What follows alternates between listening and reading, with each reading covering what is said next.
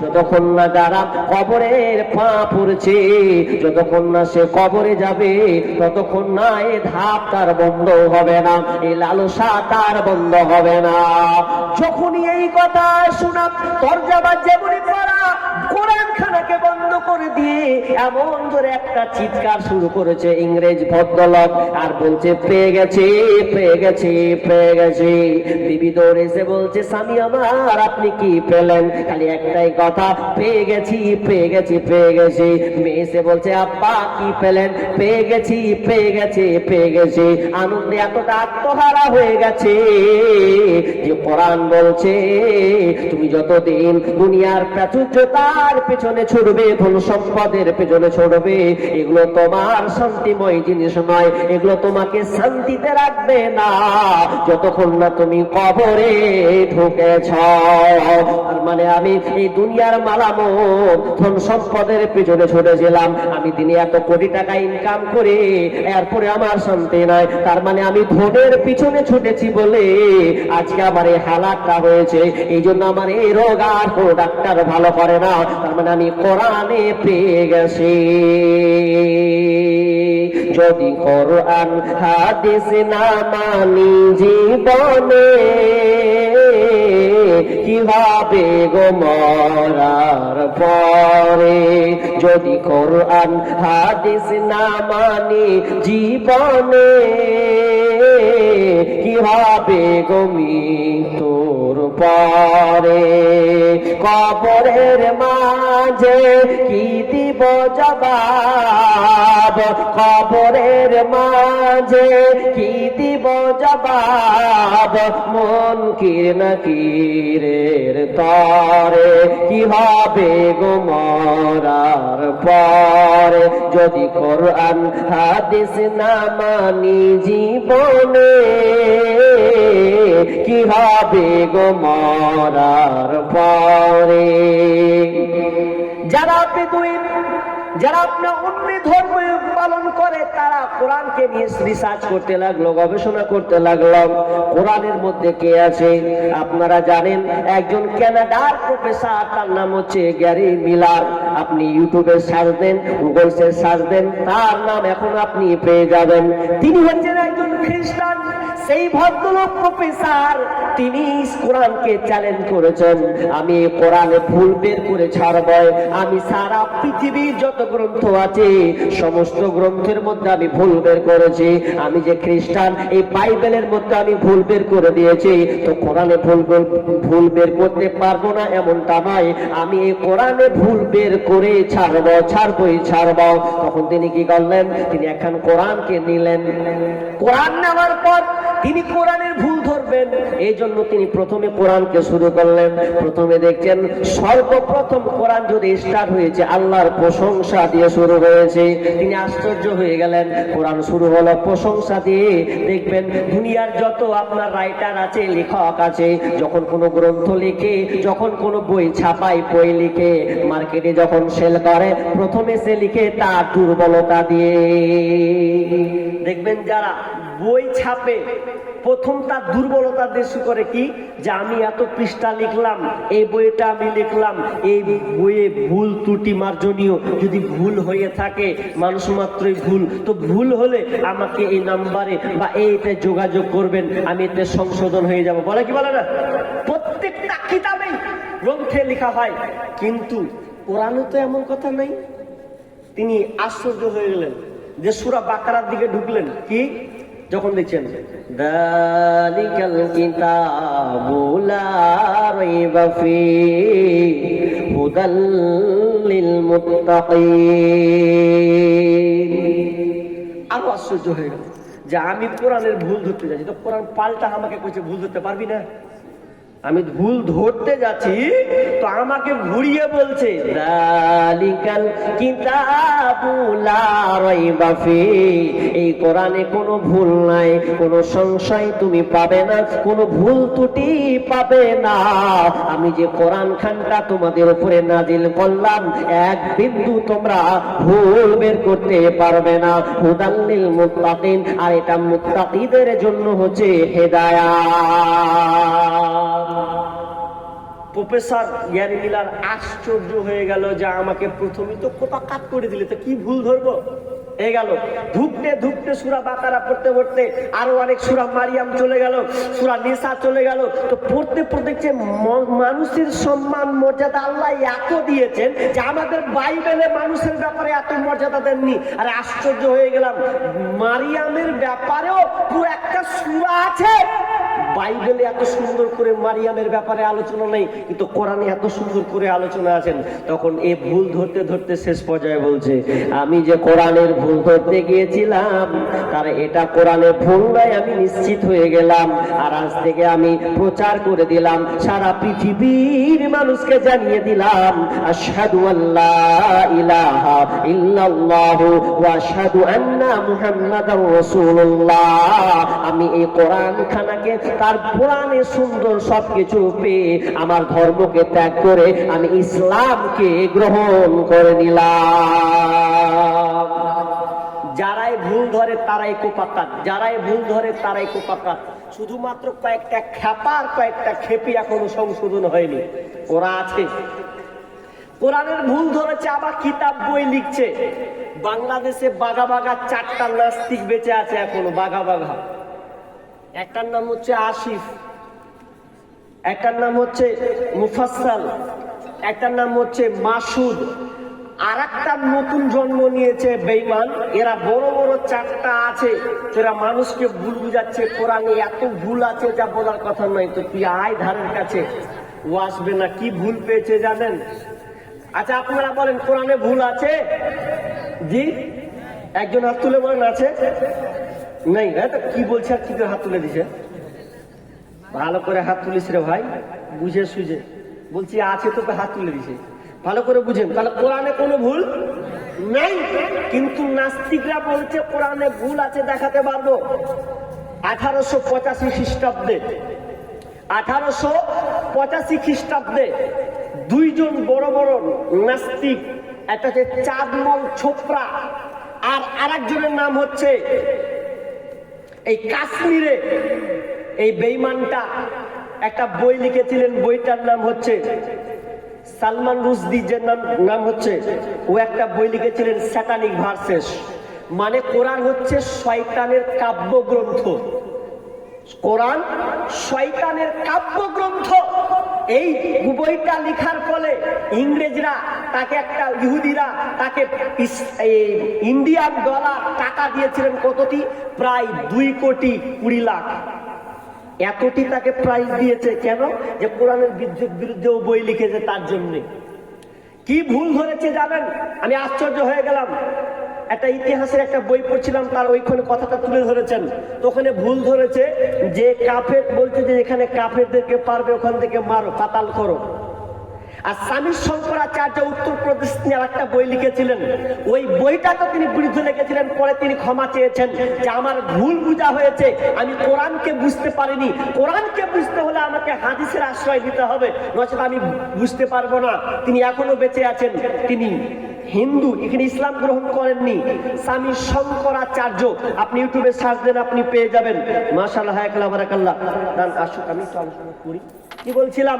তো স্বামী শঙ্করাচার্য এরা বলছেন না, ইসলামে কোনো ভুল নাই, ইসলাম হচ্ছে শান্তি ধর্ম। কিন্তু এই সালমান রুশদি তিনি বলছে যে না, এরা কেন বলছে কাফেরদেরকে হত্যা করতে হবে। আচ্ছা বলেন তো, আমরা কাফেরদেরকে হত্যা করি?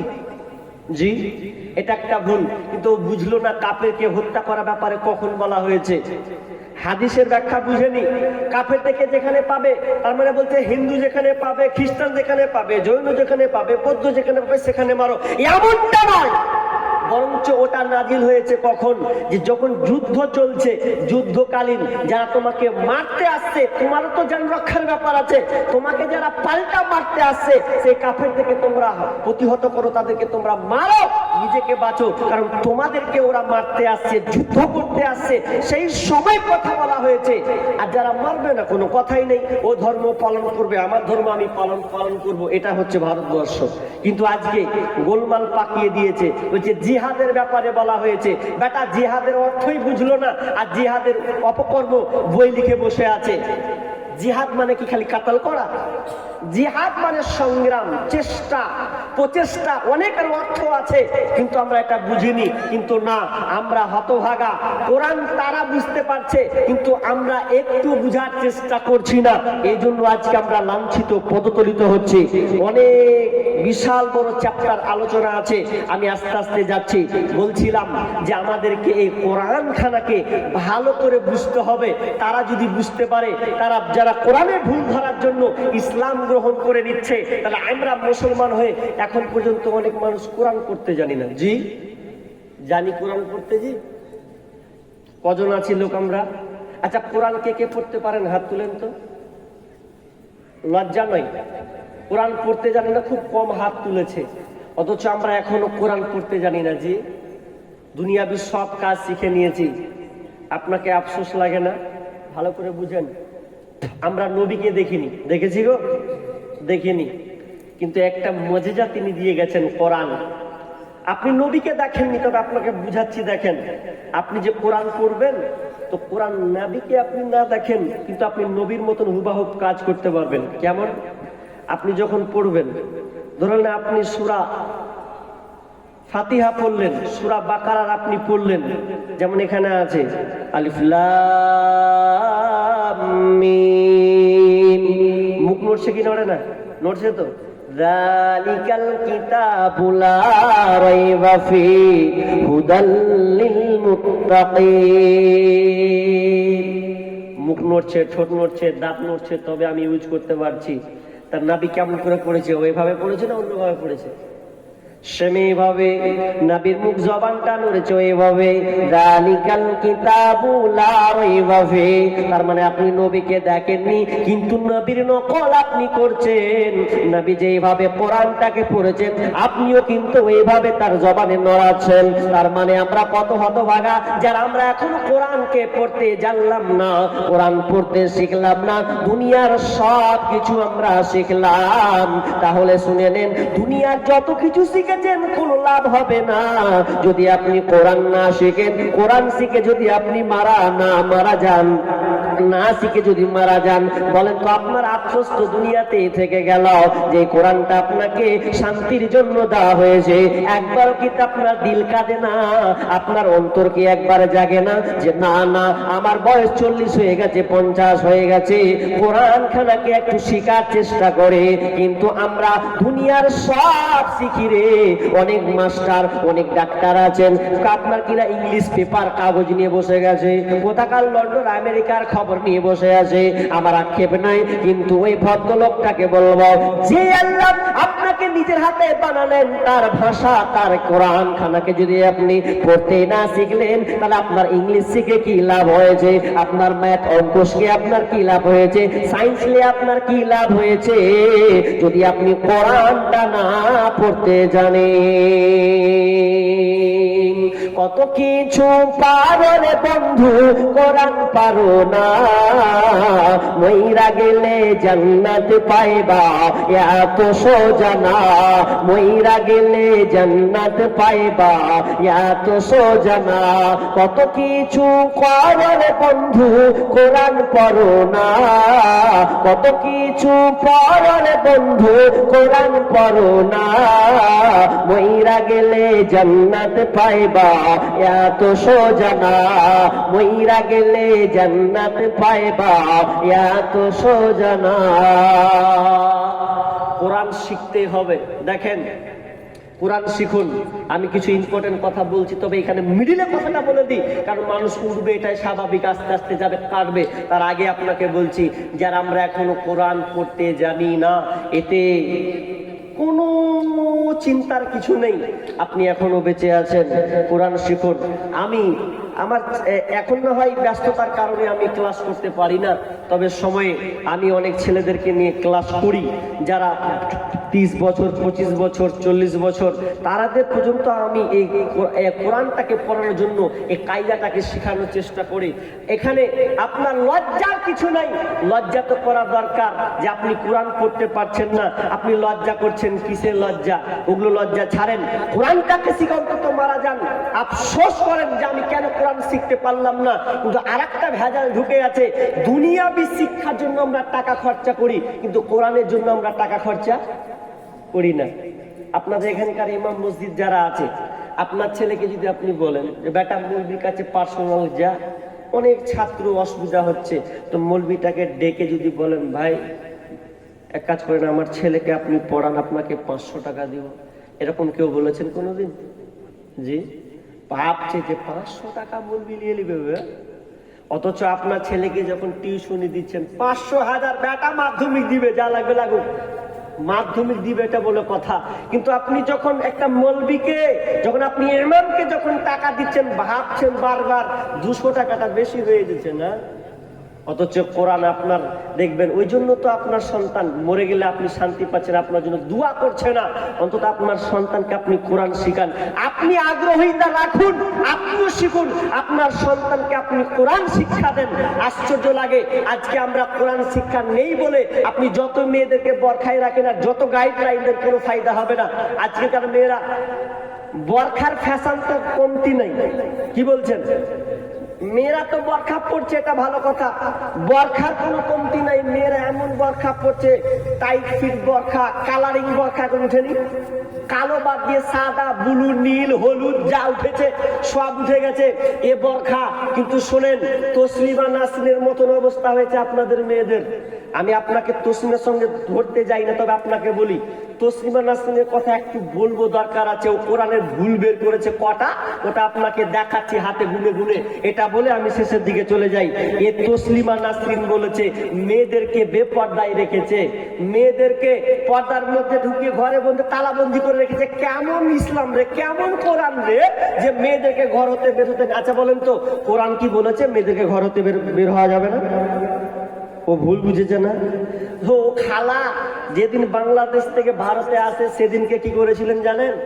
সেদিনকে বলছে ও আবার বরখার বিরুদ্ধে বই লিখেছে, যে মেয়েদেরকে বাক্সবন্দি তালাবন্দি করে রেখেছে। ও যেদিন বাংলাদেশ থেকে ভারতে ইন্ডিয়ান যখন ঢুকে প্রথম রাউন্ডে, যখন বাংলাদেশের ওকে জুতা পিটা করে মারছিল, ভিডিওটা এখন আপনি পাবেন, ক্লিপ। কি বাংলাদেশ থেকে যখন তসলিমা নাসরিনকে বের করছে, পালাচ্ছে জানের ভয়ে, সেদিনকে কি পরে ইন্ডিয়ান এসেছিল আপনারা জানেন? কি পড়েছিল? যেদিন কেউ বাংলাদেশ থেকে ভারতে আসে, তখন সেদিন ও বরখা পরে ভারত এসেছিল। বরখার বিরুদ্ধেও কলম তুলেছে, ও আবার বরখা পরেও এসেছিল। কেন জানেন? আর মুখখান যেন না দেখতে পায়, মুখখান ঢেকে দিয়েও ভারতে ঢুকেছে, তারপরে ও কলকাতার দিকে পালাছে। তার মানে বুঝলেন যে বরখাকেও ইজ্জত করেছে, আর বরখা পরেও ওকে আসতে হয়েছে, কিছু করার নেই। তো আমি এখান থেকে এটুকুই পাই যে তসলিমা নাসরিনের মেন্টালিটি বরখা পরা আর আপনার মেয়ের বরখা পরায় একই, কোনো পার্থক্য নেই। যে বলেন কেন? যদি বলেন কেন, তবে উল্টো আপনাকে উত্তর দিতে পারি সেটাই, যে যারা বরখা